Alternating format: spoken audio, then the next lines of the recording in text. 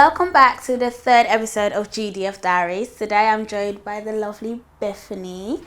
Bethany and I co-host a clubhouse room together. We talk all things mental health, domestic abuse, and yeah, we pretty much just keep it chatting. So could you tell us a bit about yourself? So I'm Bethany, obviously. I'm 21. I'm from around the Leicester area, and I met Jackie through Clubhouse. She reached out to me. She was like, "Oh, I see what you've been doing." So we sort of met up that way, and then we just clicked. And literally did. We just realised that we had a lot in common in terms of things that we want to push and raise awareness for. So here we are.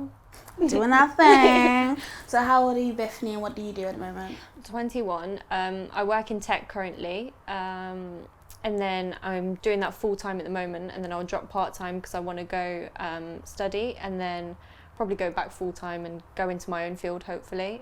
Alongside that, I obviously do Unhushed Voices, which is a program that I'm running in line with what we're doing in terms of breaking the silence and stuff like that.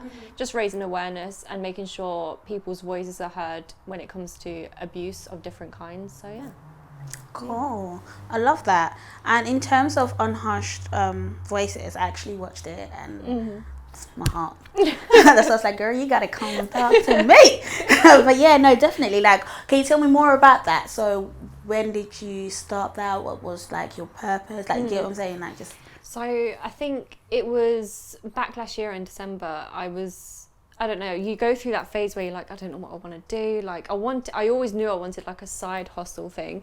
But then I was always like, I don't know what that would be. What, like, people always have that thing. Yeah. And I was like, I want my thing.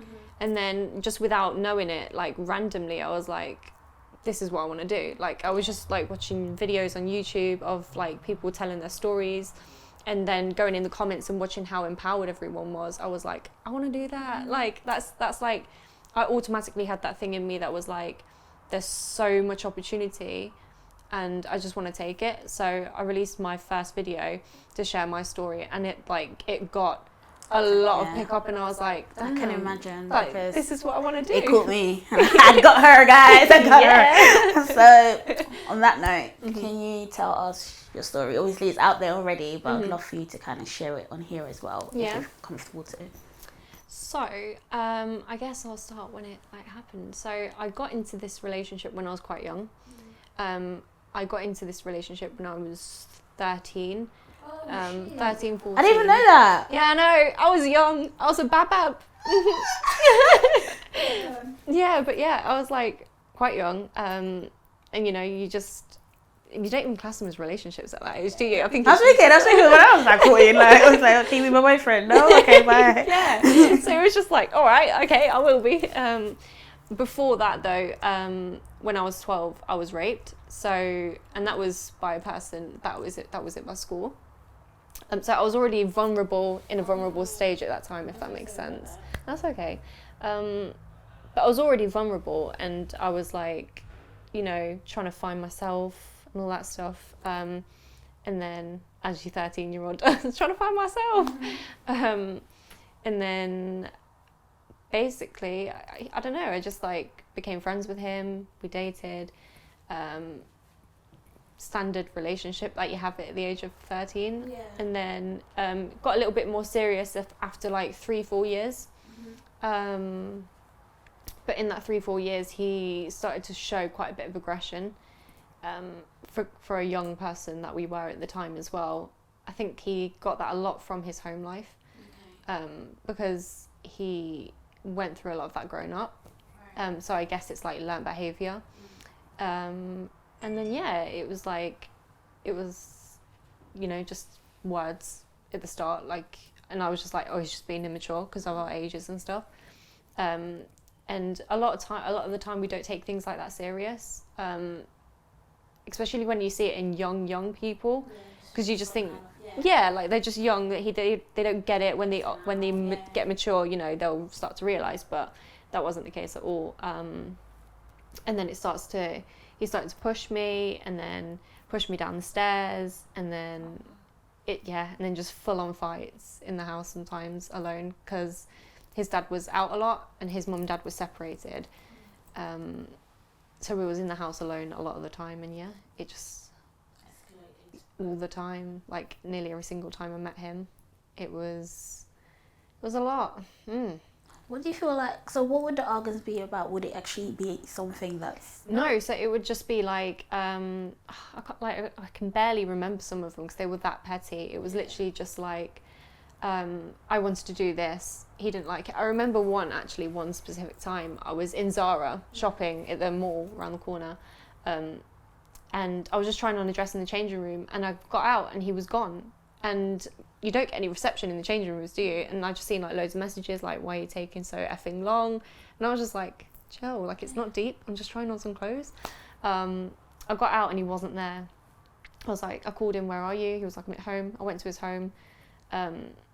He didn't open the door, he left me outside, he had all of my stuff, and I was like, what? It's just like acting out over small things.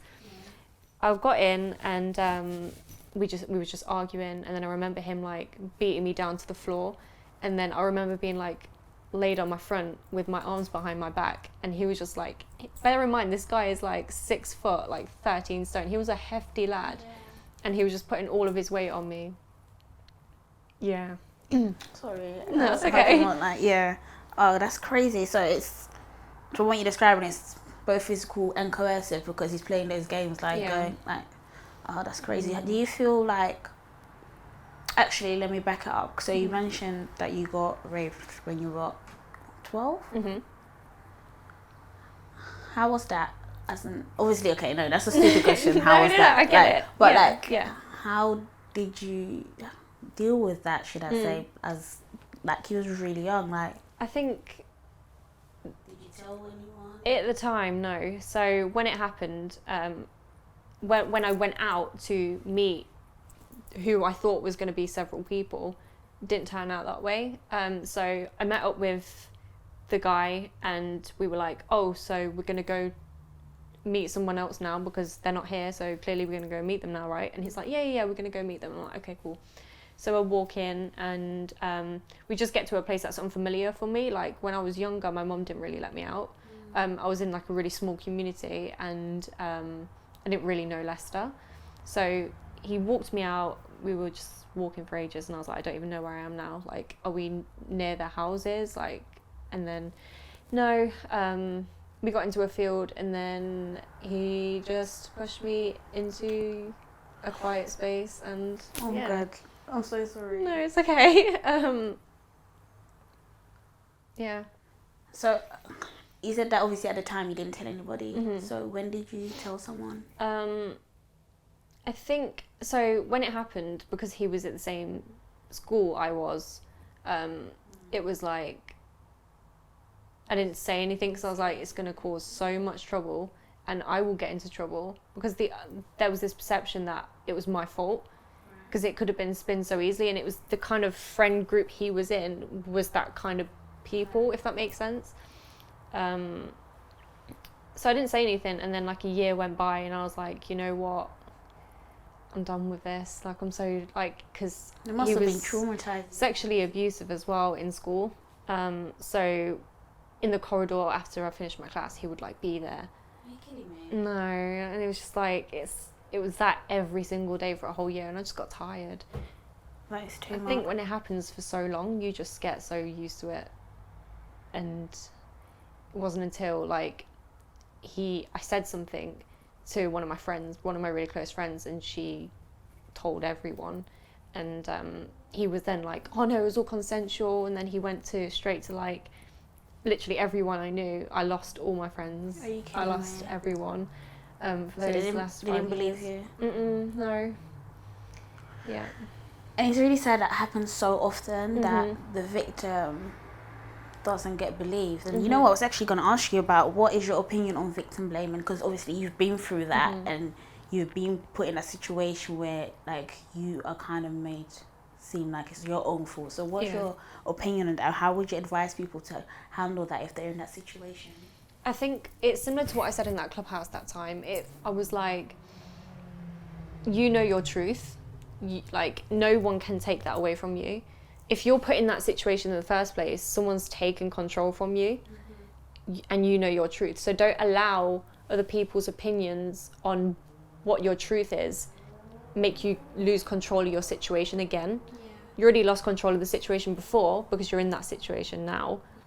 Don't, in that healing process, let other people's opinions matter. If you have to let people go, do that, if that makes sense. Like, I struggled to accept that I was going to lose everyone. There was a period where my family challenged me on everything. Seriously, yeah. And I think that's really tough because... How did that... Yeah, like obviously you said it's tough already, but how did that make you feel, as in like your thoughts? What was your thoughts in the moment? We're quite a small family, and we're quite close-knit family, so it's just my mum, my dad, my brother and my sister. So yeah, it was literally like that. I was like, the people that I do have around me now, even then, nothing.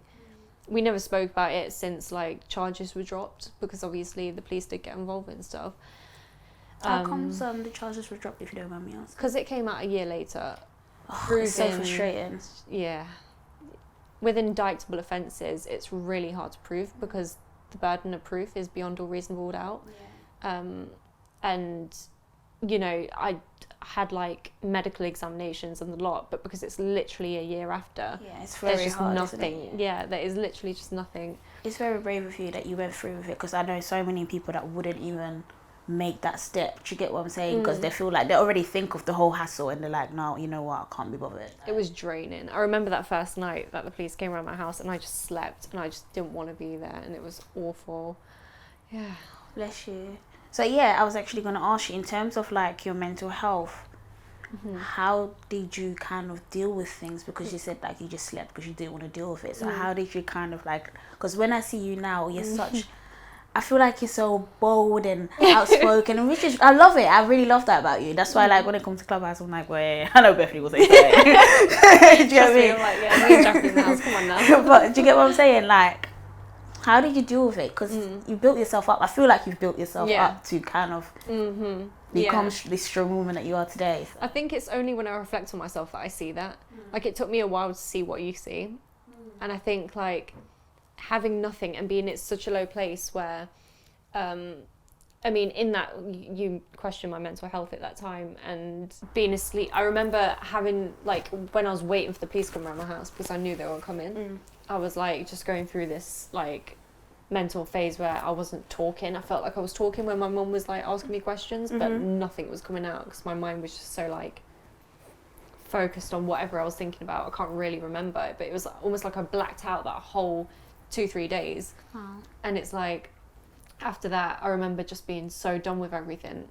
Like, I was so done because I lost everyone. My family were questioning everything of myself, when you shouldn't really need to be questioning your own daughter. Literally. Why would you lie about that? Yeah, exactly. I mean, don't get me wrong, I know people lie, but... Yeah, and I think that's that's so many different conversations that I've been roped into and, like, wanted to talk about, because it's such an easy... Like, I've seen men go down for things that they've not committed and done, if that makes sense. And it's, you need to understand that if you seen me at that time, you would understand. You know what I mean? Like, you would know like, it ain't right. Like, there's just no way.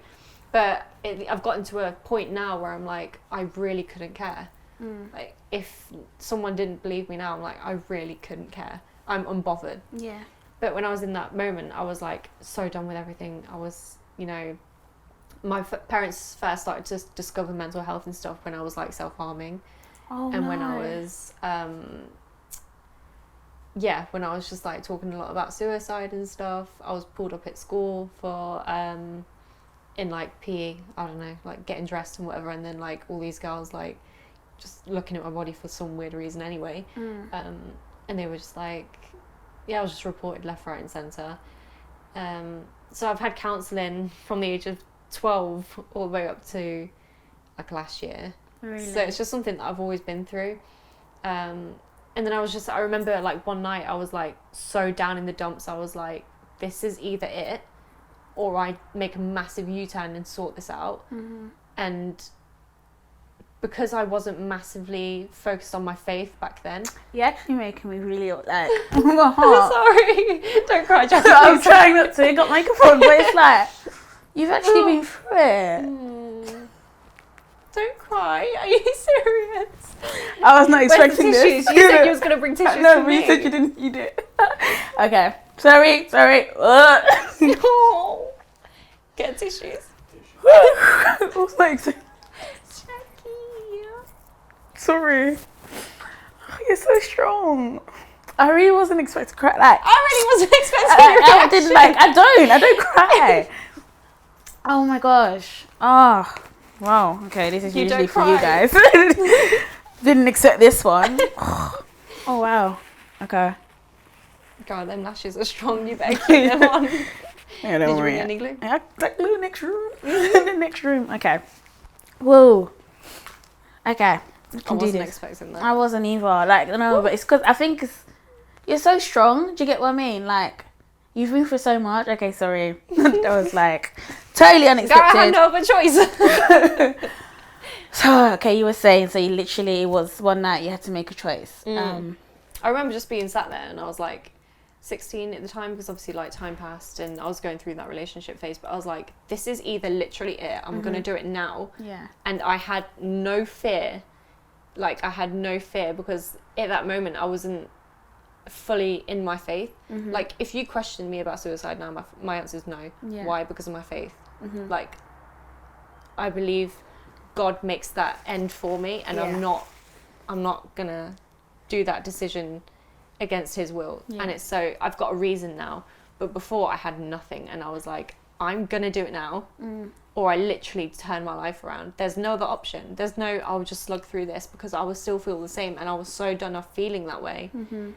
And then I was just like, I went to do it, and I was like, this is literally, like, do I understand that this is literally it? Sorry to be very intrusive. So No, how but was you going to do it? Was it So,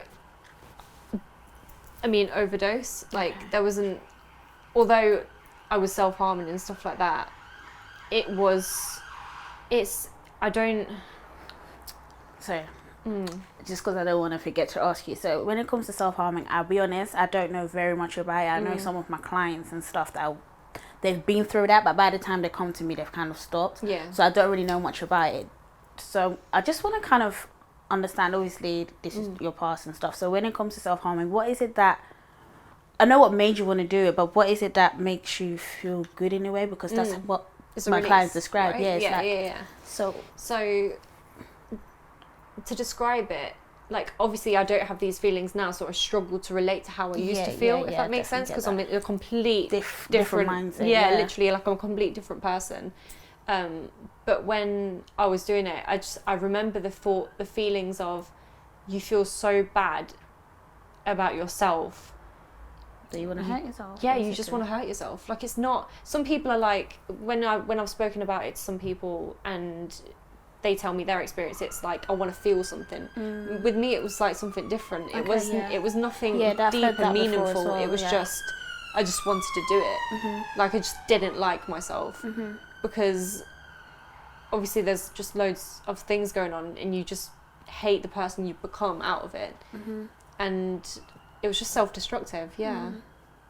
So, in that night, you felt like you just couldn't even deal with that. Yeah, So, I was like, I'm so done with this. I've made a mess of my body, my life's a mess, like, everything's just done. It's done out. And I was just like, no. I either, like, end it or make a U-turn. So now I'm here. Oh, so she made a U-turn, guys. She made a U-turn. I'm a different person. But no, yeah, I was just like...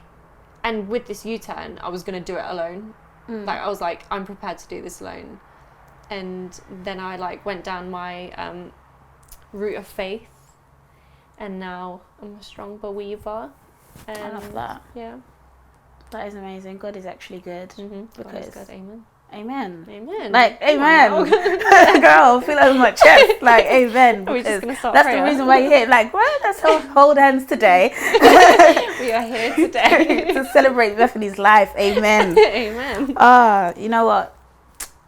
The thing is, obviously, when I saw you, like, I've seen on Hush Voices, and obviously we've spoken, and I know that we're still getting to know each other in some parts, but, like, I feel like today, I think that's why I cried, guys. Disclaimer.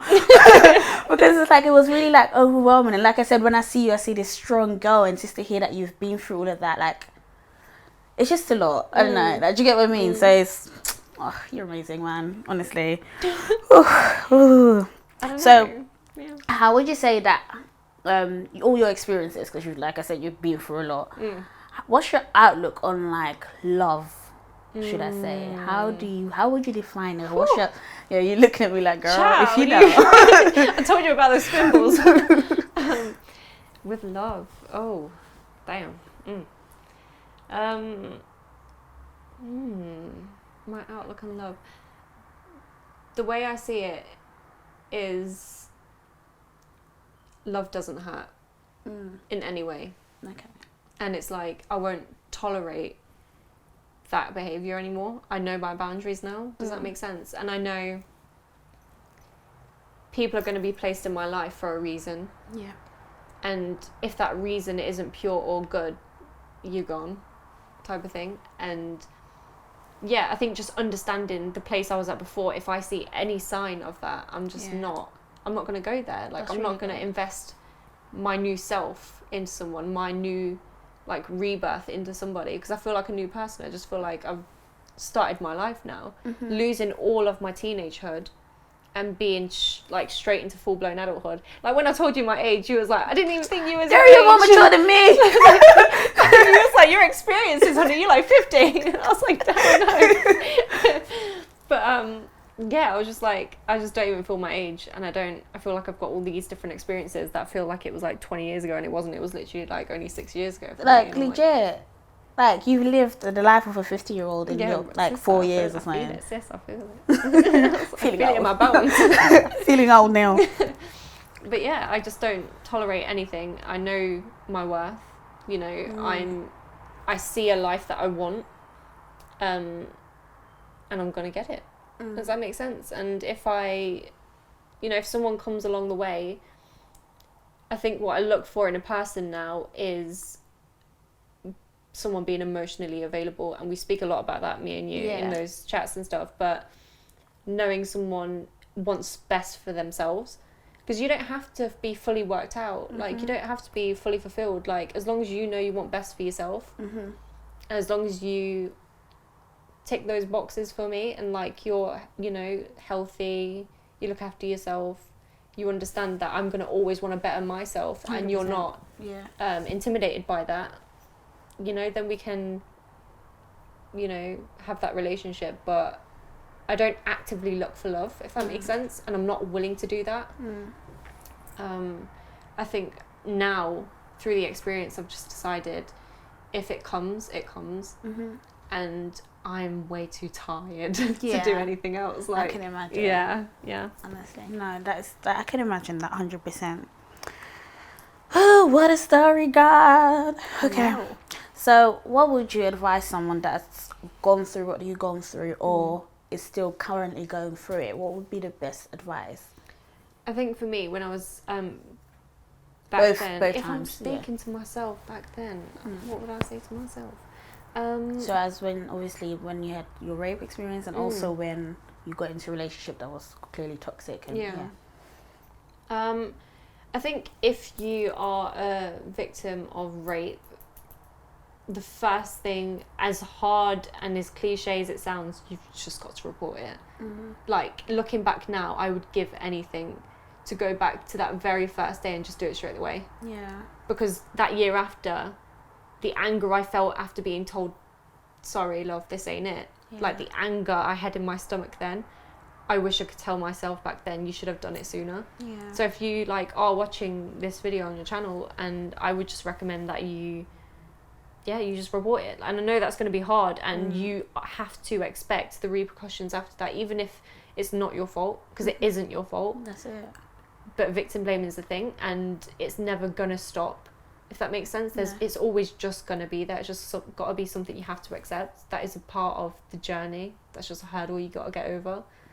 And you either got to do it or you don't. And if I went back, I would do that all over again. In terms of the domestic violence relationship, I think the same thing. Like, speak to someone. Like, if I had met you back then, you know, I just would have. Yeah. But I feel like because I endured that for 5-6 years, I didn't have anyone. I lost everyone because of the incident before that. And the only thing I was emotionally attached to this person because they were the only one person that was... It's kind of like this whole trauma bonding situation that we speak about. Yeah, literally trauma bonding. And it's like, that was the only person I had. So I just latched onto him and... yeah. But what I would say is just talk to someone. Like, someone is going to be there for you, you know what I mean? And it sounds so cliche, like when people are like, you just got to talk to someone. Yeah, no. But it really does help because just saying it out loud helps you realise how messed up that situation is. Because I realised when I was telling my friend, I was holding back from saying things. And I was like, the only reason why I'm holding back from saying things is because I know I'm going to tell my truth. Yeah. And that truth scares myself, just saying it out loud. You know what I mean? That makes a lot of sense. Woo. No, seriously, Will. Thank you so much for coming on the show. Thank you. Like, this has been different. I did not expect. I didn't expect you to cry. Like, I didn't expect myself to cry. Like, seriously. So I got a little thank you, little box opening when you get home. But I just want to say thank you, and I'm so grateful to have met you. Like, you know what? As much as we bash social media, yeah, I'm so happy that I've met. We need it. But thank you so much again. Thank you. And honestly, I think you're gonna be amazing. Shout yourself out. Tell them about Unhushed Voices. Before how they I do that, contact can you. I just do something? Yeah, sure. Give me a second. I'll be right back. I got something in my bag because I got something for you as well. God. Give me a second. Am I good to like leave shot? Oh. I know. Because I was expecting this and I was like, you know what? Jackie, I'm not going to pull a Jackie on Jackie. How dare you? How dare I? Just being emotional, guys. Judge, I don't know how to act. You know I what can't makes believe me, I cried. You know what makes me laugh? How like you seen these and didn't see your name. Oh my gosh. Because you said they were for your mom, so I'm not going to be all Yeah, I said they were for my mom. Ugh, Thank you. Ooh. Basically, you want me to cry again. Basically, it's a massive thank you from me and Afsa.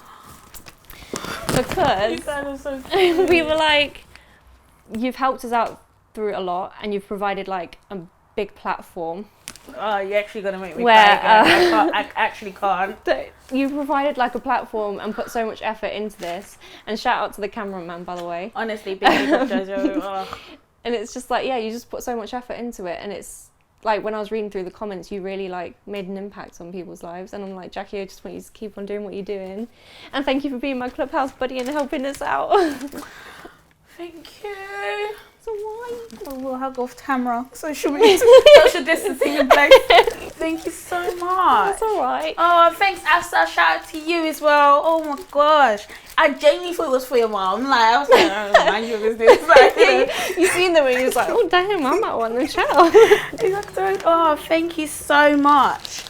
Do you want to say anything in terms of your channel and stuff, what you're doing, what you're planning? So everything's been on hold for a little bit because everything's been going up and all that. But you can go over to my YouTube channel. It's just Bethany based. Like, you can click on Avsa's channel and then, you know, just work your way over to mine, or we can just pop it in the description or something. But on there, I've got my story on there. I plan on like posting some content just to raise a bit more awareness and, you know, spread positivity. Try and get people's voices unhushed, and yeah, that's pretty much it.